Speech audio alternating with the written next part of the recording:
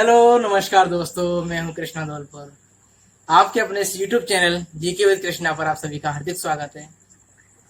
सबसे पहले तो यदि आप नए हैं मेरे चैनल पर तो चैनल को सब्सक्राइब कर दीजिए और फिर आगे की बात करेंगे। बगल में एक नोटिफिकेशन की बेल है, उसको भी दबा दो, जिससे कि जैसे मेरा नया वीडियो आएगा वो आपको सबसे पहले आपको मिलेगा।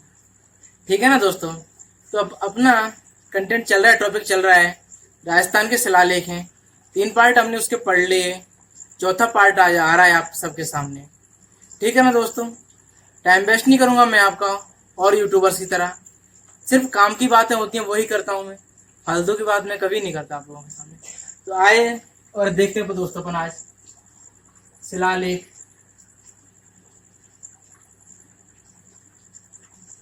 पार्ट 4। ठीक है ना दोस्तों। चलो आज अपन बात करने वाले हैं सबसे पहले तो प्रशस्ति के बारे में।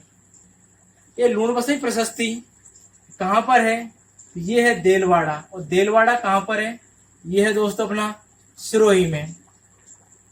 इसका टाइम पीरियड है 1230। ठीक है दोस्तों, 1230 ईस्वी। ये चीज तो हो गई यहाँ से मेन चीज। तो एक तो दोस्तों इसके बारे में बात करें तो ये किस में है? संस्कृत में है। ये संस्कृत भाषा में है पहली चीज। और इसमें लिखित क्या हुआ है? वो लिखा हुआ है आबू के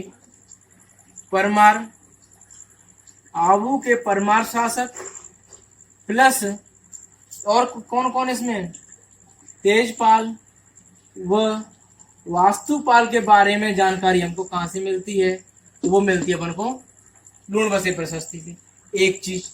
दूसरी चीज, इसमें तेजपाल ने एक मंदिर बनवाया। मंदिर का नाम दें किसका? नेमिनाथ का मंदिर बनवाया था। नेमिनाथ का मंदिर बनवाया था। नेमिनाथ का मंदिर बनवाया कहाँ पर? देलवाड़ा के लूणबसी नामक स्थान पर। लूणबसी नामक स्थान पर ही बनवाया। किसके लिए बनवाया? किसका श्रेय के लिए बनवाया? तो इनकी एक पत्नी है अनुपमा देवी। अनुपमा, इनका नाम है अनुपमा देवी। अनुपमा देवी इनकी पत्नी है तेजपाल की।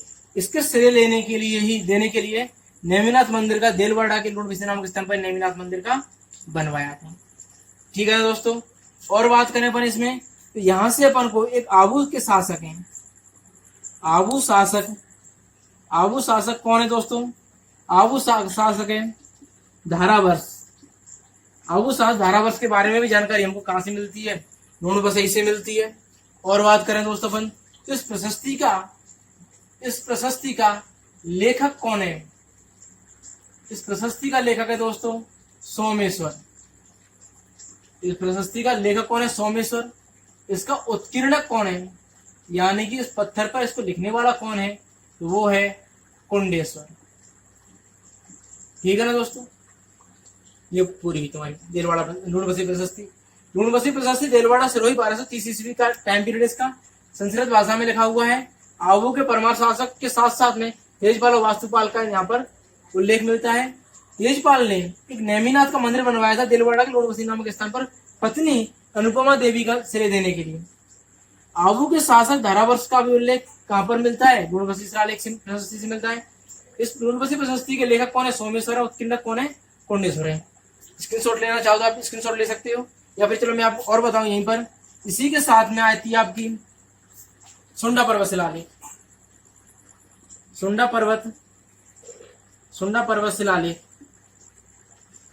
पर्वत शिलालेख दोस्तों जसवंतपुरा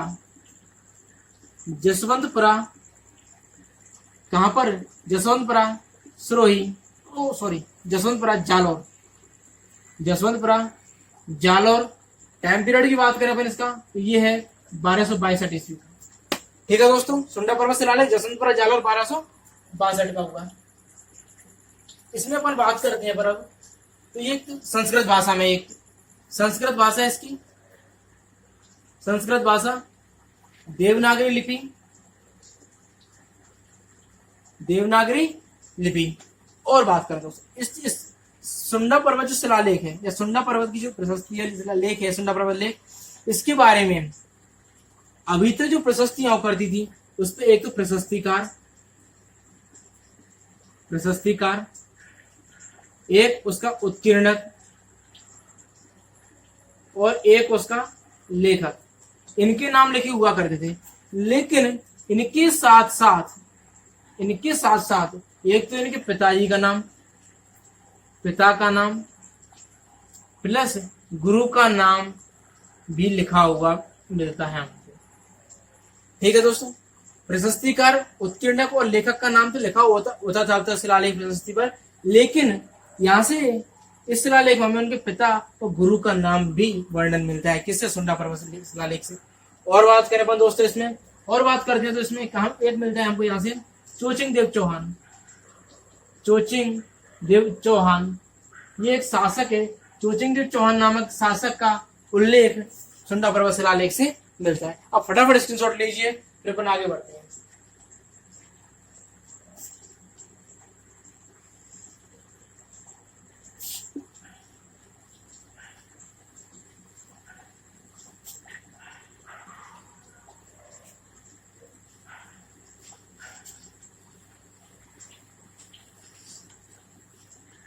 अगला है दोस्तों गंभीरी नदी का पुल लेख। ये दोस्तों चित्तौड़ से, गंभीरी नदी चित्तौड़ में है, तो ये चित्तौड़ से, इसका टाइम पीरियड की अपन बात करते हैं दोस्तों तो ये है तुम्हारा 1267 का। ठीक है ना, कुछ भी नहीं है इसके बारे में, बस थोड़ा सा जान लो इसके बारे में। इसको किसने, इसका रचनाकार कौन है, इसको बनवाने वाला कौन है, इसका बनवाने वाला है खिज्र खां। इसका बनवाने वाला कौन है, इसको खिज्र खां है। ठीक है दोस्तों, गंभीर नदी पुल के लेख बारे में ज्यादा कुछ नहीं है, चित्तौड़ से मिली, 1267 ईस्वी टाइम इसका है, और ये खिज्र खां ने बनवाई है। अब देखो दोस्तों अगला है चिरवा लेख। ये चिरवा लेख है या चिरवा शिलालेख है, ये कहां से मिला है? तो दोस्तों ये मिला है अपन का उदयपुर से। चिरवा लेख उदयपुर से मिला है, और इसका टाइम पीरियड है दोस्तों 1273 पहले की। इसमें चिरवा लेख में जैत्र सिंह, तेज सिंह और जैत सिंह, तेजर सिंह और इसके अलावा समर सिंह, इन तीनों का उल्लेख है। ये तीनों किस वंश से संबंधित हैं? तो ये दोस्तों गोहिल वंश से संबंधित हैं, यानी कि गोहिल वंश के जैत सिंह, तेज सिंह एवं समर सिंह का बारे में जानकारी प्रदान करने वाला शिलालेख कौन सा है? तो वो चिरवा। इस चेखा मत कर देना दोस्तों, ये चिरवा अलग अलग वर्ड है। चिरवा लेख उदयपुर 1273 का है। जैत सिंह, तेज सिंह, समर सिंह जो कि गोहिल वंश के शासक हैं, इनके बारे में जानकारी प्रदान करता है पहले। अगला बात करें अपन तो टाटेड़ एक जाति होती है। टाटेड़ एक जाति है। टाटेड़ जाति के तलारक्षों के बारे में भी जानकारी देने वाला शिलालेख कौन सा है? तो शिलालेख ये है। तलारक्षों का काम क्या होता था दोस्तों? ये वो होते थे जो नगर के दुष्टों को तो सजा देते थे, नगर के दुष्टों को सजा देने का काम करते थे ये, और सज्जनों की रक्षा किया करते थे ये लोग। टाटेड़ जाति के तलरक्षों के बारे में जानकारी आपको यहीं से मिलती है, जो नगर के दुष्टों को सजाए, सज्जनों की रक्षा किया करते थे। ठीक है दोस्तों, चिरवा लेख हो गया अपन का। चिरवा के बाद में आता है रसिया की छतरी। रसिया की छतरी लेख चित्तौड़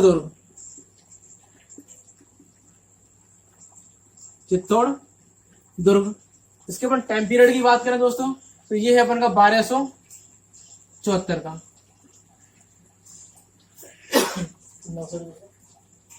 इसमें एक तो अब बात करें अपन तो मेवाड़ के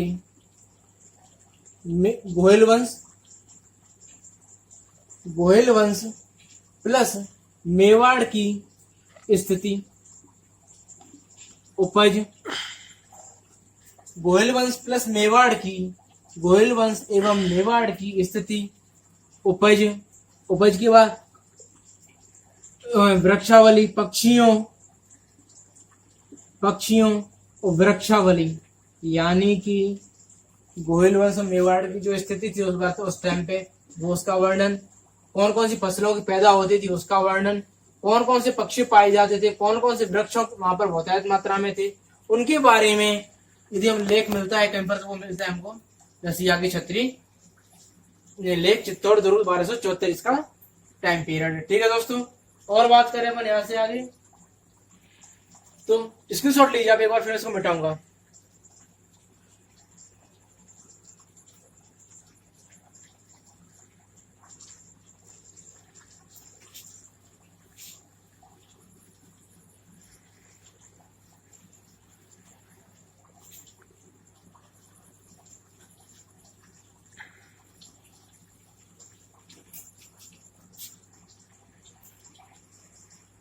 अगली प्रशस्ति है अचलेश्वर प्रशस्ति। अचलेश्वर प्रशस्ति कहां से मिला है ये? तो ये मिला है सिरोही से। टाइम पीरियड की बात करें हम इसकी तो ये है 1285।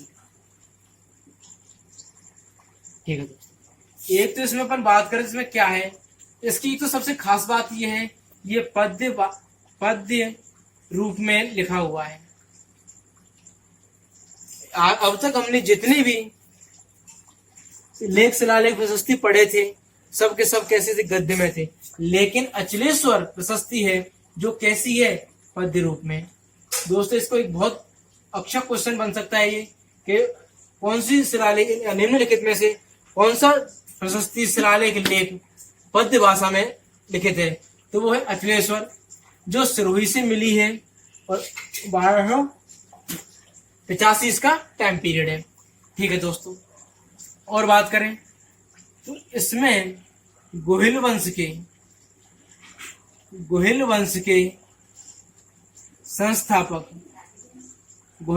संस्थापक कौन है? बप्पा से लेकर के समर सिंह तक की जानकारी प्रदान करने वाला शिलालेख कौन सा प्रशस्ति कौन सी है? अचलेश्वर है। यानी बप्पा से लेकर के समर सिंह तक जितने भी शासक हुए उन सब का वर्णन हमको कहाँ देखने को मिलता है? तो अचलेश्वर प्रशस्ति। इसमें दोस्तों एक बात पूरा डिटेल जैसा तैसा लिख दूंगा मैं आपको। मेद पाठ का इस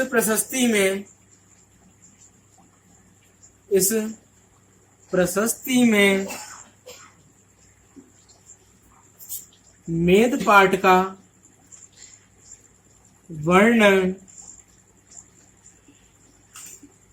करते हुए लिखा गया है कि इस प्रशस्ति में मेद पाठ का वर्णन करते हुए लिखा गया है कि क्या लिखा गया है कि बप्पा ने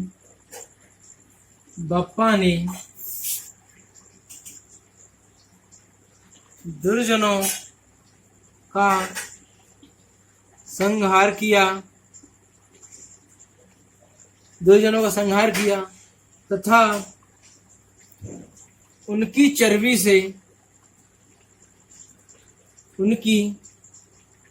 से गीली हुई भूमि को मेदपाट कहा गया। ये दोस्तों पूछ सकते हैं आपको क्वेश्चन। इसमें दो क्वेश्चन बहुत ही इंपॉर्टेंट बनते हैं। एक तो इस प्रशस्ति से एक तो पद्य रूप में लिखे थे, दूसरी चीज आपको बप्पा ने जो संहार किया था उनकी चर्बी से गीली भूमि को मेदपाट कहा गया।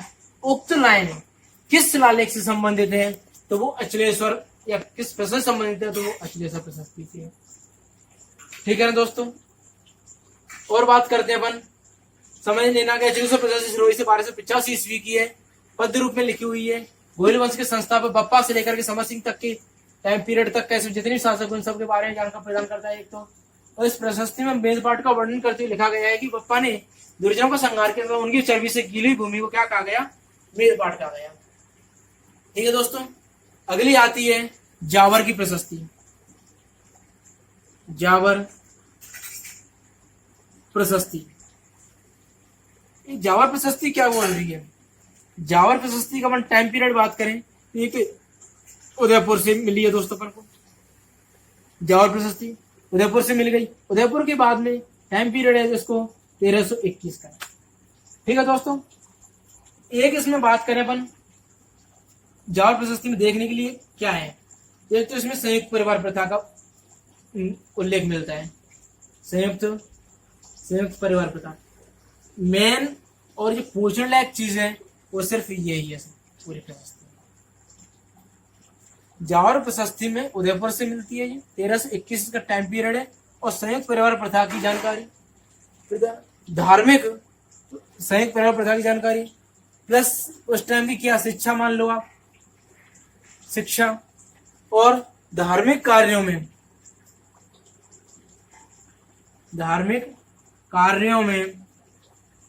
संपूर्ण परिवार का एक साथ बैठना। ये कहां पर मिलता है? ये अपन को ये मिलता है अपन को जावर प्रशस्ति में। संपूर्ण परिवार एक साथ बैठेगा, यानी कि संयुक्त परिवार प्रथा है। उस टाइम की एजुकेशन, इनके बारे में अपन को किससे मिलता है? ये जावर प्रशस्ति उदयपुर से मिलता है, जिसका टाइम पीरियड 1321 है। और बात करें दोस्तों, मैं एक और बता दूं आपको, और एक और है अपनी की माचेड़ी शिलालेख। माचेड़ी शिलालेख ये दोस्तों कहां से मिली है? तो ये माचेड़ी की बावड़ी अलवर, माचेड़ी की बावड़ी अलवर से मिलती है। टाइम पीरियड है 1382 का। ठीक है दोस्तों। माचेड़ी शिलालेख, माचेड़ी का लेख, माचेड़ी की बावड़ी अलवर 1382 में।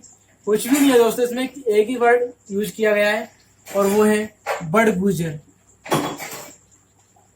बड़गुजर शब्द का उल्लेख सर्वप्रथम माचेड़ी शिलालेख में, माचेड़ी बावड़ी अलवर से जो माचेड़ी की शिलालेख प्राप्त हुआ है उसमें इसका वर्णन किया गया।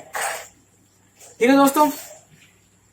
अचलेश्वर प्रशस्ति सिरोही 1285 ईस्वी पद्य रूप में लिखा हुआ है। ये गोहिल वंश के शासक बप्पा से लेकर के समर सिंह तक के जितने भी शासक उन सबके बारे में जानकारी है। और इस प्रशस्ति मेदपाट का वर्णन करते हुए लिखा गया कि बप्पा ने दुर्जनों का संहार किया था, उनकी चर्बी से गीली हुई भूमि को मेदपाट कहा गया। अगली अपन की जावर प्रशस्ति उदयपुर से 1321 का टाइम पीरियड है। इसमें संयुक्त परिवार प्रथा, उस टाइम की शिक्षा थी उसका, धार्मिक कार्य में संपूर्ण परिवार का एक साथ बैठना, इन सब के बारे में वर्णन कहाँ मिलता है अपन को? जावर प्रशस्ति मिलता है। अगला आता है माचेड़ी शिलालेख, माचेड़ी की बावड़ी अलवर 1382 टाइम पीरियड इसका। और माचेड़ी की बावड़ी में बड़गुजर शब्द का उल्लेख सर्वप्रथम मिलता है। ठीक है ना दोस्तों। शिलालेख का पार्ट पूरा कंप्लीट होता है यहीं पर। कंटेंट को देखना आप एक बार, पढ़ना, दोस्तों के साथ शेयर करना और लाइक जरूर कर देना दोस्तों यदि अच्छा लगता है तो। कोई आपको लगे कमेंट करने के लायक कोई चीज है, जरूर अवश्य कमेंट करिए, जिससे मुझे पता चले कि मेरे कंटेंट में कहाँ कमी है, या मैं आपको अच्छा दे भी पा रहा हूँ या नहीं दे पा रहा हूँ। ठीक है ना दोस्तों। ये जो कंटेंट आज मैं पढ़ा रहा हूँ, ये रीट, पटवार, पुलिस, इन तीनों का या राजस्थान में होने वाली संबंध जितनी भर्तियां हैं उन सब में बहुत ही उपयोगी कंटेंट है आपके लिए। ठीक है ना दोस्तों।